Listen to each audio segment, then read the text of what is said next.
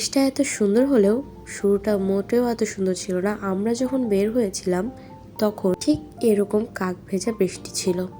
এই বৃষ্টির ভিতরেই আমরা পৌঁছে গিয়েছিলাম বাতিঘর প্রকাশনীতে, যেটা অবস্থিত বিশ্ব সাহিত্য কেন্দ্রে। ভিজে আমাদের অবস্থা এতই করুণ ছিল যে আমাদের এক কাপ কফি তখন খুব প্রয়োজনীয় ছিল। কফি খেতে খেতে আমরা এই ইন্টেরিয়রটা দেখছিলাম। এখানে আপনি চাইলে যত সময় ইচ্ছা আপনি তত সময় পড়তে পারবেন।